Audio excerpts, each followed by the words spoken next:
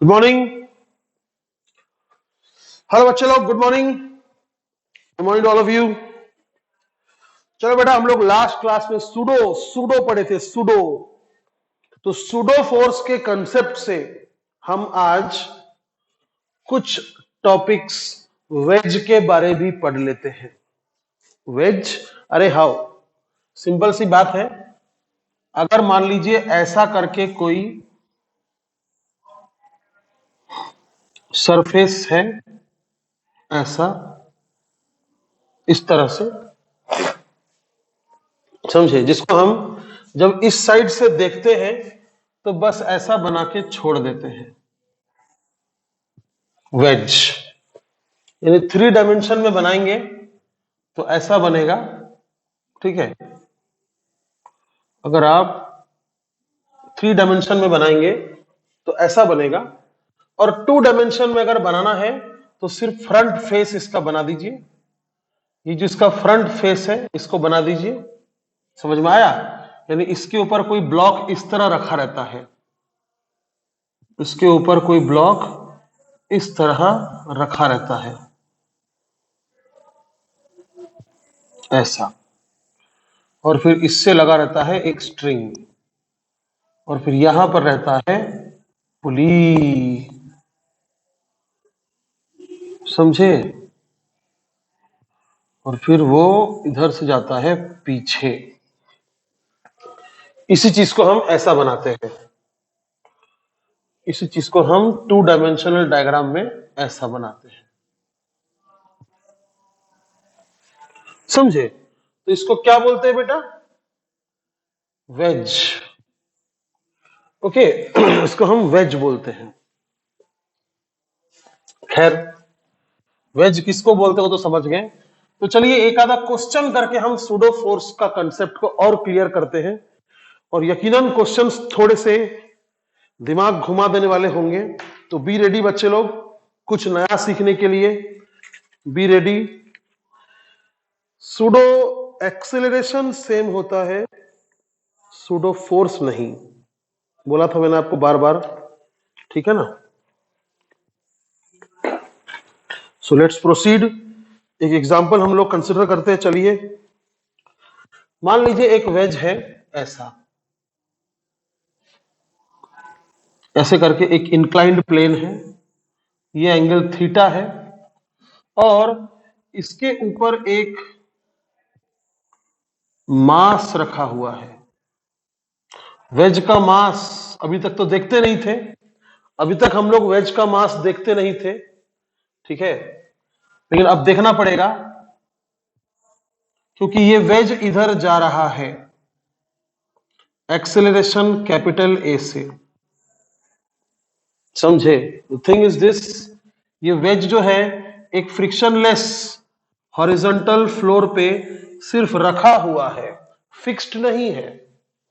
अभी तक जो पढ़ते थे आप उसमें एक हॉरिजॉन्टल सरफेस पर एक वेज फिक्स्ड रहता था, ऐसा, यानी वेज हिल नहीं सकता जगह से। तो उस समय आप कहते थे कि ये भाई नीचे होगा mg, और आप लिखते थे कि mg sine theta, sorry, mg sine theta is equal to ma, ऐसा कहते थे। समझ रहे ना आप बात को? अब देखिए ये वाला जो ब्लॉक है इस पर तो mg साइन थीटा के अलावा और कोई फोर्स नहीं लग रहा है, तो mg साइन थीटा से ये नीचे आएगा, तो एक्सेलरेशन मान लीजिए इसका a होगा, तो हम क्या बोलेंगे ना भाई, mg sine theta is equal to ma, तो a is equal to g sine theta. जब वेज फिक्स्ड था, समझे, हमें सिर्फ इसी का मास से मतलब था, इस मास से मतलब ही नहीं था, क्योंकि ये जो मास है ये तो मूव ही नहीं कर रहा है, तो क्या करना उसको कंसिडर करके। बट अब ध्यान से देखिएगा, अब जरूर ये नीचे गिरेगा, of course with some acceleration ये नीचे गिरेगा जरूर, ठीक है, और इधर mg साइन थीटा जरूर होगा, लेकिन इसका एक्सेलरेशन इस बार आप mg sine theta is equal to ma नहीं लिख सकते। क्यों?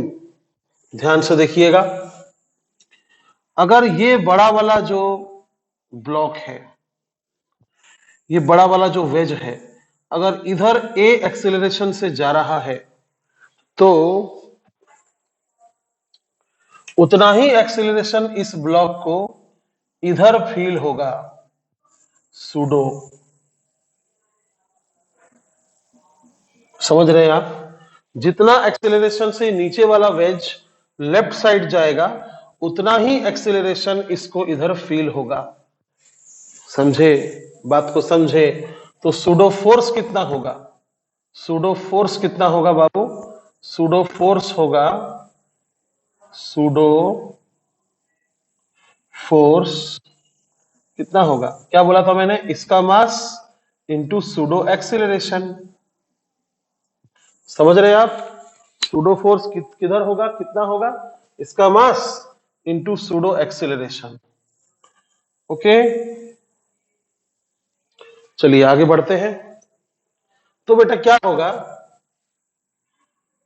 ये जो सूडो फोर्स है MA, इसका एक कंपोनेंट इधर लगेगा और एक कंपोनेंट इधर लगेगा, यानी एक अलोंग द प्लेन, एक परपेंडिकुलर टू द प्लेन। ध्यान से अगर देखिएगा, if this is theta then this is also theta, alternate angle. So this will be, ये कितना फोर्स है? MA। तो ये थीटा के बाजू वाला क्या होगा? MA cos थीटा, और इधर क्या हो जाएगा? MA sin theta. आई बात समझ में? अब चलिए थोड़ा सा और एक चीज सोचते हैं। इस ब्लॉक के और इस वेज के बीच में एक कांटेक्ट है, एक कांटेक्ट है, और वो आपका N है, N नॉर्मल रिएक्शन। समझे? Normal reaction. आपको तो पता है कि इस डायरेक्शन में mg cos थीटा भी लगता है ना? इधर mg sin थीटा और इधर mg cos थीटा। और अगर मैं इस ब्लॉक के बारे बात करूं, छोटा ब्लॉक के बारे अगर बात करूं, तो छोटा ब्लॉक को वेज इस डायरेक्शन में नॉर्मल रिएक्शन दे रहा होगा। छोटा ब्लॉक को वेज इस डायरेक्शन में नॉर्मल रिएक्शन दे रहा होगा, बराबर। और छोटा ब्लॉक जो है वो बड़े ब्लॉक को इस डायरेक्शन में नॉर्मल रिएक्शन दे रहा होगा। ठीक है? अगर मैं इसका FBD बनाऊं तो इस ब्लॉक पर क्या क्या लग रहा है देखिए। ये जो ब्लॉक है इसका mg का एक कंपोनेंट इधर होगा, mg cos theta, mg sin theta इधर होगा। अच्छा, ये बड़ा वाला वेज इधर जा रहा है, इसलिए ये छोटा वाला ब्लॉक को इधर MA सूडो फोर्स फील होगा इस डायरेक्शन में, तो उसका भी एक कंपोनेंट निकलेगा इधर और एक कंपोनेंट निकलेगा इधर। समझे? तो कितना निकलेगा? ये थीटा है तो MA cos थीटा और इधर होगा MA sin theta. Pseudo force का कंपोनेंट, सूडो फोर्स का कंपोनेंट। ठीक है? हम कंपोनेंट क्यों निकाल रहे हैं? क्योंकि बेटा हम जानते हैं कि इस डायरेक्शन में मोशन हो रहा है और इस डायरेक्शन में मोशन नहीं हो रहा है। हम ये दो चीज जानते हैं। समझे? जिस डायरेक्शन में वो सूडो फील कर रहा है उसी डायरेक्शन में अगर हम ये फोर्स को रहने दें, कंपोनेंट अगर ना निकाले, तो क्या हमको कुछ नहीं मिलेगा?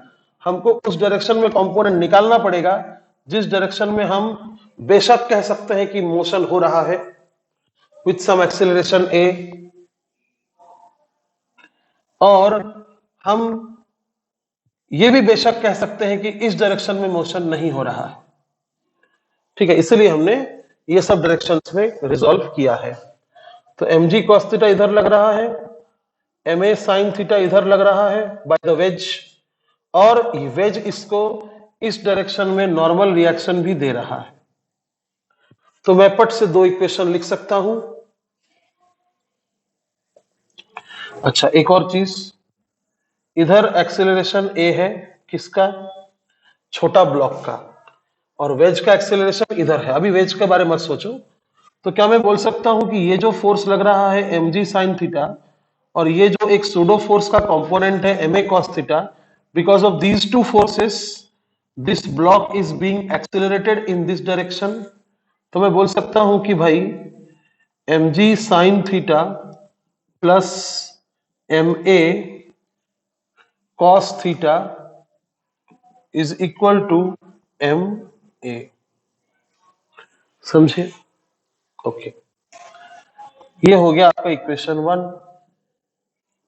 अब और एक इक्वेशन हम अब लिखेंगे वेज के लिए। इस डायरेक्शन का इक्वेशन लिखकर मुझे कुछ नहीं मिलने वाला, क्योंकि इस डायरेक्शन में तो मोशन हो ही नहीं रहा है। समझे? इस डायरेक्शन में तो मोशन हो ही नहीं रहा है, तो मुझे इसके इक्वेशंस लिखकर कुछ नहीं मिलने वाला। हालांकि लिख सकते हैं कि n plus M A sine theta is equal to M G cos theta, but ridiculous. और देखिए, अब हम वेज का एक एफबीडी बनाएंगे। उससे पहले थोड़ा समझ लेते हैं कि ये जो ब्लॉक है, ये ब्लॉक इस वेज को नीचे की तरफ ढकेल रहा है due to normal which is called as normal reaction. तो इसका भी देखिए, ये जो वेज है, वेज का इस डायरेक्शन में मोशन है, वेज का इस डायरेक्शन में मोशन है। तो हमें भी एन को जो वेज पर लग रहा है उसको इस तरफ रिजॉल्व कर देना चाहिए, कंपोनेंट निकाल देना चाहिए, इधर कुछ और इधर कुछ। तो ये अगर थीटा है तो ये थीटा होगा। तो ये हो जाएगा आपका, ये वाला जो वर्टिकल लाइन है ये हो जाएगा n cos थीटा, अगेन जिससे मुझे कोई मतलब नहीं है, क्योंकि वेज का इस डायरेक्शन में कोई मोशन नहीं है और इस डायरेक्शन में मोशन है। तो मैं लिखूंगा कि n का ये वाला कंपोनेंट कितना होगा, n sin थीटा। अब ध्यान से अगर देखिएगा आप, तो वेज पर क्या क्या फोर्सेस लग रहे देखिए। एक mg नीचे जमीन पर है, तो नॉर्मल रिएक्शन ऊपर, जमीन के द्वारा नॉर्मल रिएक्शन कुछ और होगा, इसलिए मैंने n डैश लिखा है। और अभी अभी मुझे पता चला कि इस डायरेक्शन में एक फोर्स लग रहा है, वो है n cos थीटा, और इस डायरेक्शन में एक फोर्स लग रहा है, वो है n sin थीटा। और कुल मिलाकर मैं जानता हूं कि इस डायरेक्शन में कोई मोशन नहीं है, तो मैं बिंदास लिख सकता हूं कि n dash is equal to n cos theta plus mg। But कोई मतलब नहीं है लिखकर, मुझे किसी ने n डैश नहीं पूछा है। तो मैं जान रहा हूं कि इस वेज पर एकमात्र लगने वाला फोर्स ये है, जिस वजह से ये इधर जा रहा है विथ एक्सेलरेशन a, और इसका मास कैपिटल M है। तो मुझे क्या लिखना चाहिए, n sin theta is equal to ma। ठीक है, तो यहां से मैं क्या करूंगा, इक्वेशन 2 नाम देकर यहां से ना मैं n का वैल्यू निकालूंगा। n कितना होगा देखिए ध्यान से, कितना होगा बेटा, ma upon sine theta, capital M small m पर ध्यान दीजिएगा, ma अपॉन साइन थीटा। अब ये जो n का वैल्यू हमको मिला है, हम ये कहां लिख देना चाहेंगे,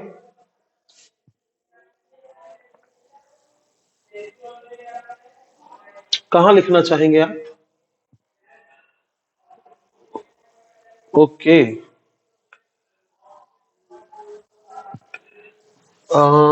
इस डायरेक्शन में n है, मोशन इस डायरेक्शन में है।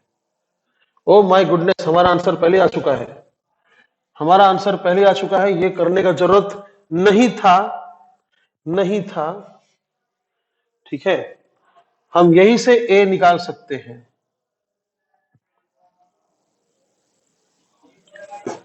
ओके, आई थिंक जरूरत होगा कभी ना कभी। यहां से देखिए, यहां पर हमारे पास दो अननोन है, एक छोटा a और एक बड़ा a। ओके फाइन, और मैं चलिए अब इस छोटे ब्लॉक के लिए इस डायरेक्शन वाला इक्वेशन भी लिख ही लेता हूं। क्या छोटे ब्लॉक का इस डायरेक्शन में कोई मोशन हो रहा है? नहीं। इसका मतलब मैं लिख सकता हूं ma sin theta plus normal reaction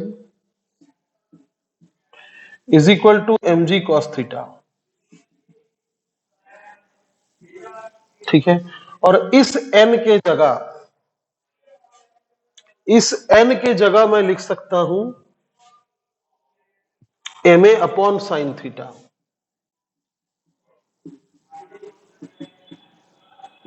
ma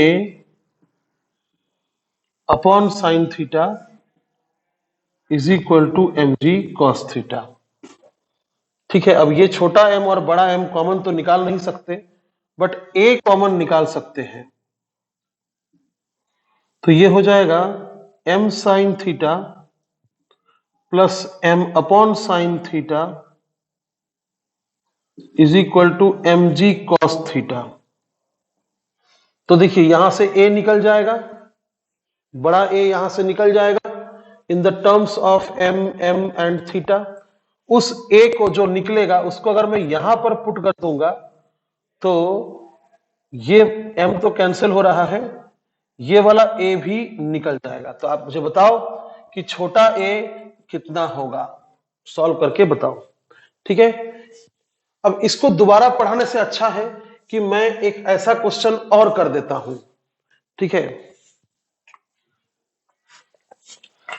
कुछ नहीं, सब सूडो का खेल है और आपको बस देखना है कि किस डायरेक्शन में मोशन हो रहा है और किस डायरेक्शन में मोशन नहीं हो रहा है।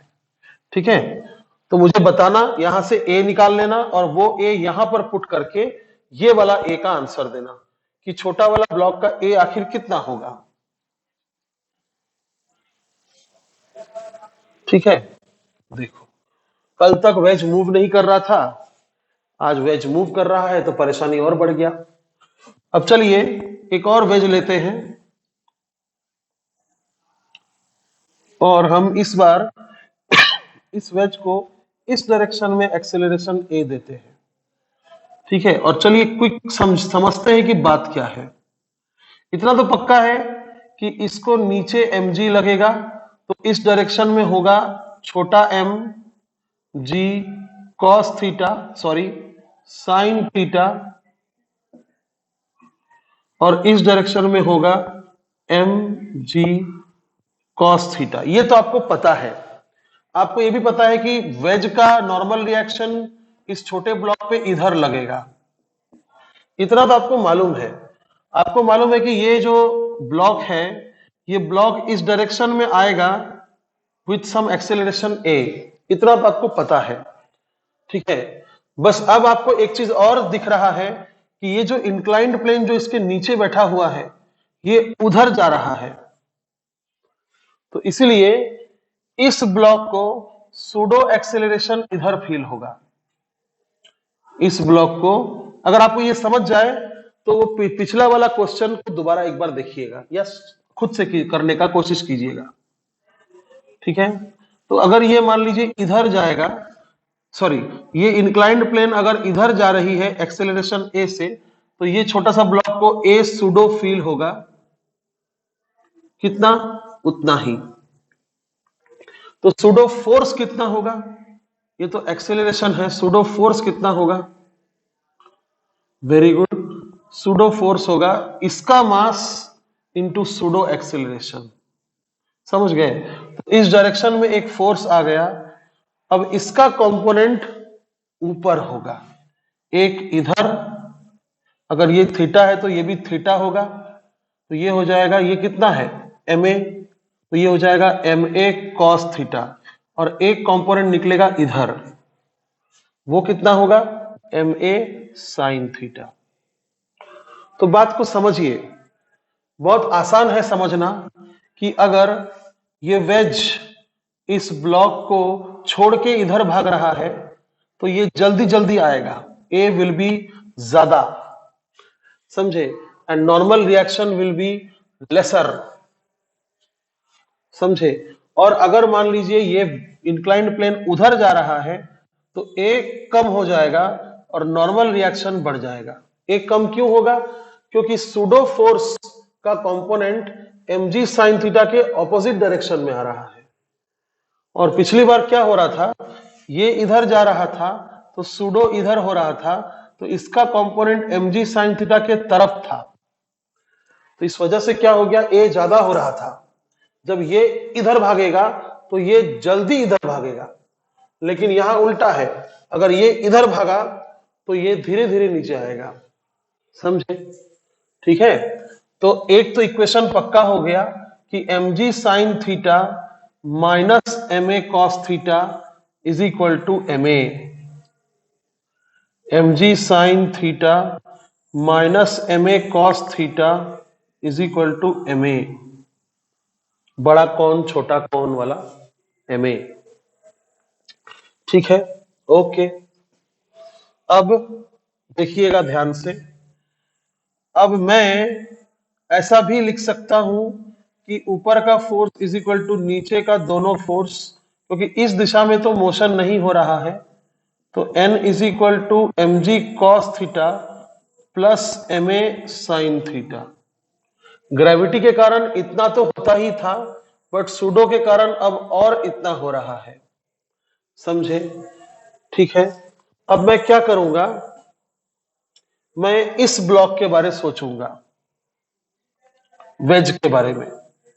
वेज के बारे में अगर देखा जाए तो ध्यान से एक बात सुनिएगा, जिस तरह से ये जो नॉर्मल रिएक्शन है, ये वेज लगा रहा था इस ब्लॉक पे, तो आपको पता है कि नॉर्मल रिएक्शन जो है वो एक कांटेक्ट फोर्स है, हमेशा जोड़ी में आता है, सिंगल कभी नहीं आता है। मतलब वेज अगर ब्लॉक पे इधर नॉर्मल रिएक्शन दे रहा है, तो ब्लॉक भी वेज पर इधर नॉर्मल रिएक्शन देगा। तो वेज को अलग से बनाते हैं यहां पे, और बात को समझते हैं कि जिस तरह से इस डायरेक्शन में नॉर्मल रिएक्शन था, वैसे इस डायरेक्शन में एक नॉर्मल रिएक्शन होगा इस वेज पर, और एक कंपोनेंट इसका इधर निकलेगा और एक कंपोनेंट इसका इधर निकलेगा।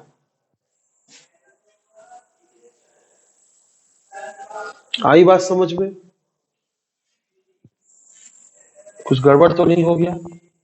नहीं, एक कंपोनेंट इधर निकलेगा, एक कंपोनेंट इधर निकलेगा। ठीक है, ओके। तो इधर होगा, ये अगर थीटा है तो ये भी थीटा होगा, तो इधर होगा n cos थीटा और इधर होगा n sin थीटा। ठीक है, और ये इधर जा रहा है a एक्सीलरेशन से, और वेज का मास है m। बढ़िया बढ़िया,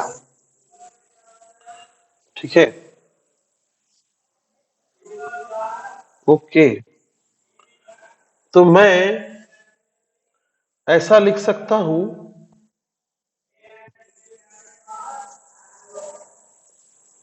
इस डायरेक्शन में कोई फोर्स ही नहीं है, होना चाहिए था ना? हाँ, लगाना पड़ेगा, इस डायरेक्शन में मुझे फोर्स लगाना पड़ेगा, खुद से थोड़ी जाएगा उधर, उधर खुद से नहीं जाएगा, वो लगाना पड़ेगा, समझे? तो एक और फोर्स यहां पर मैं अगर लिखूं, एफ फोर्स लगाया मैंने इस पे, तो मैं बोल सकता हूं कि एफ इधर लग रहा है, F minus N sine theta जो इधर लग रहा है is equal to M A. But wait, हमें अब ये छोटा ए के बारे में कुछ और बताना है।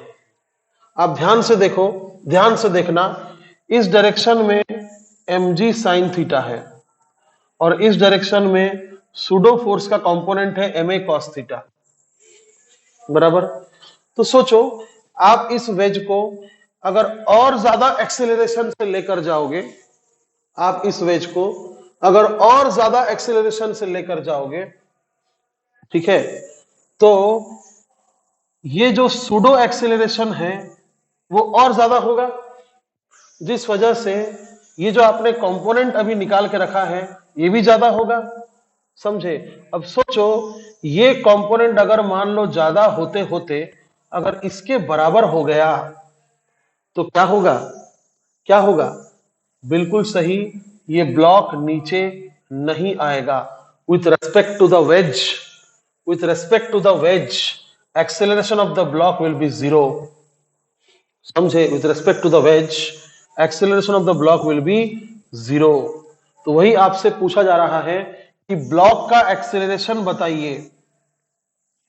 ये क्या है? वेज है, सॉरी, वेज का एक्सेलरेशन बताइए राइट डायरेक्शन में इतना कि छोटा ब्लॉक अटका रह जाए, नीचे ना आए, समझे? यानी फाइंड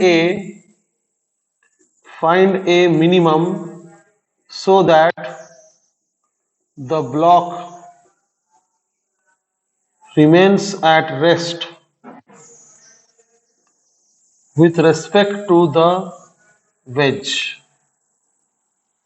ये क्वेश्चन है, ध्यान से क्वेश्चन को देखिए। ये वेज को मैं कितना एक्सेलरेशन ए से मिनिमम लेकर जाऊं कि ये जो ब्लॉक है ये यहीं पर अटका रह जाए।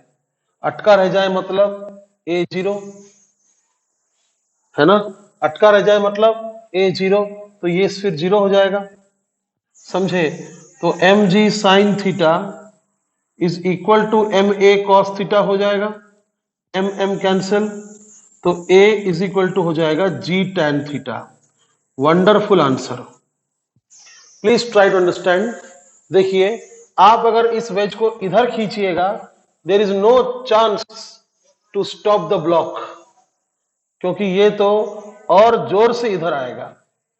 लेकिन आप अगर इस वेज को इधर ढकेलिएगा, देयर इज अ पॉसिबिलिटी कि if you accelerate the wedge with an acceleration A equal to G tan theta, then क्या होगा? The block will be at rest with respect to the wedge. With respect to the wedge मतलब यहां पर अगर कोई आदमी मान लीजिए खड़ा है तो वो इस ब्लॉक को मूव करता हुआ नहीं देख पाएगा। ग्राउंड में अगर कोई आदमी खड़ा है तो वो उस ब्लॉक को मूव करता हुआ देख पाएगा, क्योंकि ये ब्लॉक इस वेज के साथ सामने जा रहा है। तो वेरी इंटरेस्टिंग क्वेश्चन है ये कि find the minimum acceleration of the wedge so that the block kept on wedge remain stationary with respect to the wedge. तो ये एक अच्छा क्वेश्चन था। मैं उम्मीद करता हूं कि आपको नहीं समझ में आया होगा और आप दोबारा जरूर देखे होंगे, यही उम्मीद करता हूं मैं। लाइव क्लास का कीमती वक्त को आप बर्बाद नहीं करेंगे इसी को दोबारा पूछकर, सर कुछ नहीं समझा, ऐसा बोलने से पहले एक बार जरूर सोचिएगा कि मैंने हर वो कोशिश किया है जिससे आपको समझ में आना चाहिए था। फिर भी अगर नहीं आ रहा है, that means you are not well concentrated while watching the video. So please get concentrated, focus on what you do. जो भी आप करते हैं उस पर फोकस रहिए, आपको सब समझेगा। अब लास्ट एक क्वेश्चन करेंगे जिसपे एक वेज है ऐसा, ठीक है, और ऊपर एक पाइप जैसा कुछ तो भी है, पाइप जैसा कुछ तो भी है,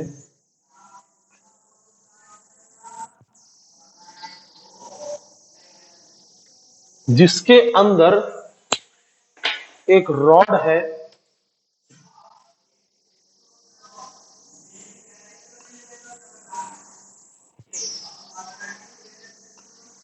जिसके अंदर एक रॉड है ऐसा,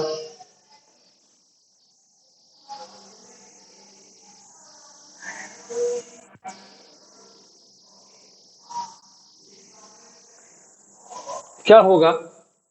अब ये जो वेज है ये रखा है फ्रिक्शनलेस सरफेस पर, कोई फ्रिक्शन नहीं है, and the wedge is not attached to the surface, the wedge is free to move.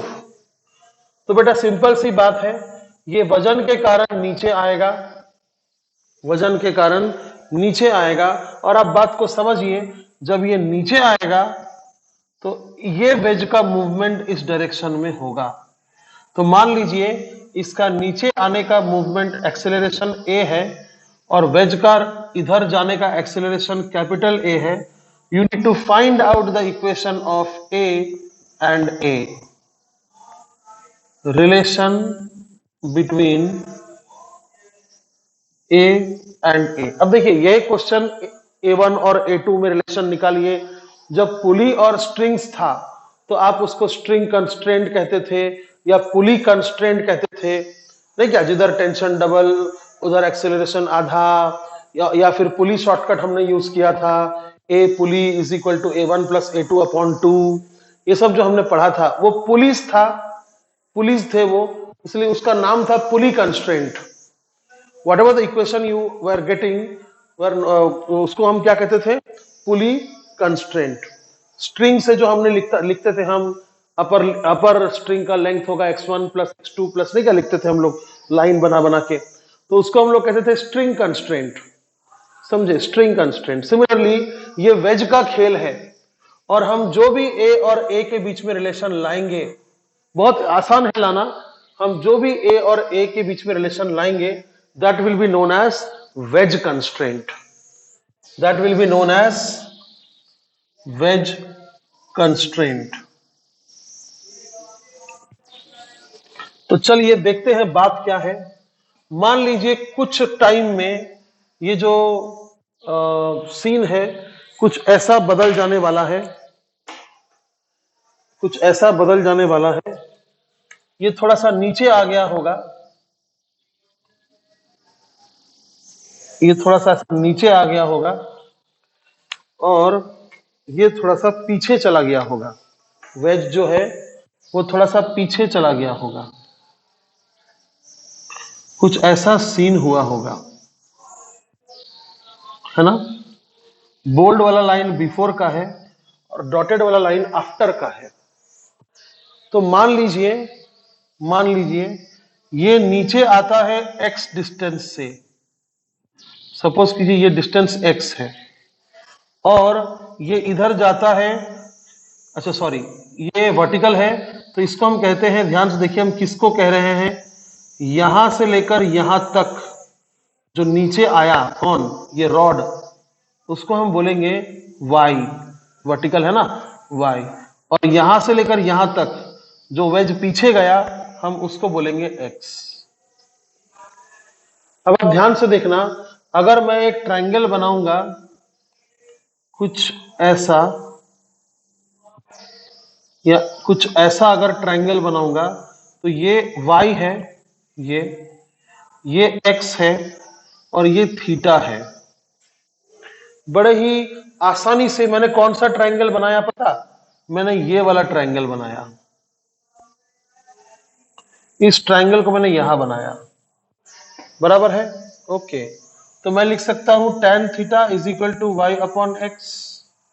O my goodness, बस अभी जस्ट आंसर आने वाला है।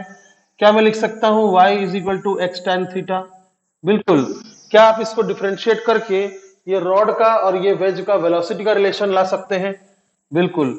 v of wedge is equal to X का डिफरेंशिएशन क्या होगा, v of, sorry once again sorry, y ये है और y का डिफरेंशिएशन वेलोसिटी ऑफ रॉड होगा, तो वेलोसिटी ऑफ रॉड, और x का differentiation with respect to time velocity of wedge होगा इज इनटू tan थीटा। और एक बार और अगर हम डिफरेंशिएट कर देंगे तो हमको एक्सेलरेशन भी मिल जाएगा, ये एक्सेलरेशन ऑफ रॉड, ये acceleration of ways into tan theta. Rod का एक्सेलरेशन को किसी ने मुझे छोटा a मानने को बोला है, और वेज का एक्सेलरेशन को किसी ने मुझे बड़ा a मानने को बोला है, तो छोटा a इज इक्वल टू बड़ा a इंटू tan थीटा। तो a और a का रिलेशन निकल गया कि a is equal to a tan theta. अब चलिए एफबीडी बनाते हैं, ध्यान से देखिएगा। ये मान लीजिए रॉड है, तो वेज के द्वारा इस रॉड को इस डायरेक्शन में नॉर्मल रिएक्शन मिल रहा होगा, जिसका एक कंपोनेंट इधर निकलेगा और एक कंपोनेंट इधर निकलेगा, बराबर बोला मैंने, हाँ। तो ये एंगल थीटा होगा, अगर ये थीटा है तो ये एंगल थीटा होगा। अब इसके पीछे पीएचडी मत करना, ये थीटा होगा, ठीक है। और इधर होगा n cos थीटा, ठीक है। और रॉड का मास अगर मान लो छोटा m है, रॉड का मास अगर छोटा m है, तो इस डायरेक्शन में लग रहा होगा छोटा mg, और हम जानते हैं ये नीचे आ रहा है एक्सेलरेशन a से, और यहां पर कुछ सूडो वीडो नहीं है, ठीक है, हाँ। तो ऊपर जा रहा है, तो कौन बड़ा, mg बड़ा, तो मैं लिखूंगा mg minus n cos theta is equal to छोटा ma। ये हो गया रॉड के बारे में, है ना। इस डायरेक्शन में कंपोनेंट निकालकर कोई मतलब नहीं है। अब वेज का एफबीडी बनाते हैं, देखिए ध्यान से देखिएगा। इसका जो मास है m, वो नीचे लग रहा होगा mg, जमीन इसको यहां पर ऊपर नॉर्मल रिएक्शन दे रहा होगा, वो सब मुझे जानने की जरूरत नहीं है, क्योंकि इस डायरेक्शन में वेज का कोई मोशन नहीं है। वेज का तो इस डायरेक्शन में मोशन है। तो इस डायरेक्शन के बारे में ध्यान देते हैं। इधर एक नॉर्मल रिएक्शन लग रहा है एन, ये वही वाला नॉर्मल रिएक्शन है जो वेज रॉड को इधर दे रहा था, वही नॉर्मल रिएक्शन रॉड वेज को इधर दे रहा होगा। तो इस डायरेक्शन में होगा एन साइन थीटा, और इस डायरेक्शन में होगा एन कॉस थीटा। ये थीटा, ये भी थीटा। अब देखिए आखिर ये वेज को इधर एक्सेलरेशन किधर से मिला, ये वेज इधर क्यों गया, क्योंकि रॉड नीचे आया। तो how much force is responsible for the acceleration of the wedge in this direction, N sine theta. ध्यान से देखिए, ये एन साइन थीटा है जो इस वेज को इस साइड डिस्प्लेस कर रहा है विद एन एक्सेलरेशन ए। तो I can write here N sine theta is equal to capital M A. Why capital, because wedge की बात चल रही है। तो यहां से मैं एन निकाल लूंगा और वो होगा M A upon sine theta.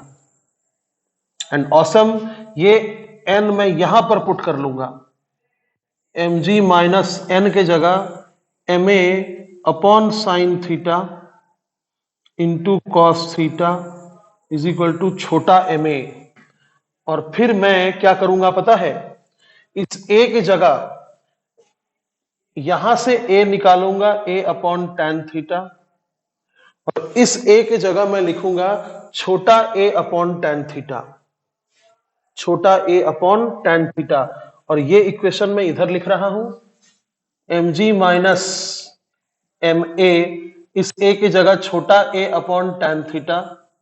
और देखिए ऊपर कॉस है, नीचे साइन है, तो नीचे एक और टैन थीटा होगा, नीचे साइन है ना तो नीचे टैन थीटा होगा, is equal to M A. Excellent, few steps बाकी है आंसर के लिए। एम ये अगर उधर उठ के चला गया तो प्लस हो जाएगा, तो M A upon tan square theta plus छोटा एम ए। यहां से अगर मैंने ए कॉमन ले लिया तो M plus M tan square theta upon tan square theta, ऐसा होगा ना।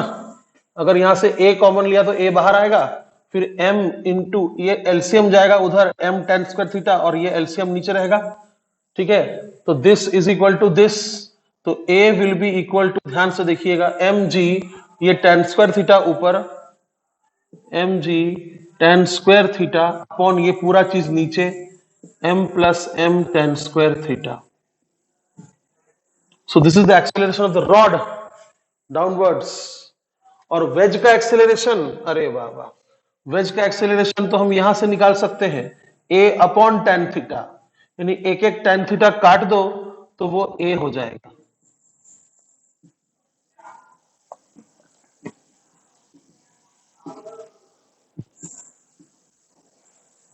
समझे, ए अपॉन टैन थीटा था ना, तो ए के फॉर्मूले में ऊपर टैन स्क्वायर थीटा है, तो एक एक टैन थीटा कट जाएगा। तो एकदम ईमानदारी से बोलना कितना समझा कितना नहीं। हालांकि मैं बोल रहा हूं आपको कि ऐसे क्वेश्चंस आपके यहां फिजिकली आने से हम लोग बहुत सारा डिस्कस करेंगे। फिलहाल आप यूं समझिए कि आपके एड्यू टैब में जितना पार्ट था वो मैंने करा दिया है, जितना भी पार्ट था एड्यू टैब में वो मैंने करा दिया है। और ये सब आप, ये जो वीडियो वो आपको कल जाएगा, यानी आप इसको कल देख रहे होंगे, आज 4 तारीख है तो आप इसको 5 तारीख को देख रहे होंगे। तो 5 तारीख यानी कि कल के लाइव क्लास में मैं आपको पहले ही ये समझा दूंगा, ताकि आपको वीडियो देखने में प्रॉब्लम ना हो, ठीक है। और फिर परसों हम कुछ और ऐसे क्वेश्चंस करेंगे। लॉज ऑफ मोशन पढ़ा के पूरा खत्म हो चुका है, अब बस हम न्यूमेरिकल ही कर रहे हैं। अब ये आपकी जिम्मेदारी है कि आप खुद से कितना न्यूमेरिकल्स कर रहे हैं, उसके बाद ये बोलने का हिम्मत कीजिएगा कि आपको समझा कि नहीं समझा। समझे ना मेरा बात। आप अगर 100-150 क्वेश्चंस प्रैक्टिस नहीं किए तो आपको अगर समझा भी होगा तो भी आप भूल जाएंगे, लेकिन अगर आप कर लिए और अगर आपको नहीं समझा है तो भी आपको सब समझ जाएगा। तो क्वेश्चंस ये वाला आज का सेशन बहुत टफ था। No need to comment me back कि हाउ सर सही में टफ था। बता दो मुझे कि नहीं सर उतना टफ नहीं था। मैंने वीडियो को 2 बार देखा, 3 बार देखा, मेरे को समझ गया। और याद रखिएगा, आपको ये सब कुछ रटना नहीं है, ये सब एग्जाम में आए हुए क्वेश्चंस हैं जिनका हेल्प ले रहा हूं मैं आपको समझाने के लिए टॉपिक के बारे में। ठीक है, कम ऑन, चलो बाय बच्चों।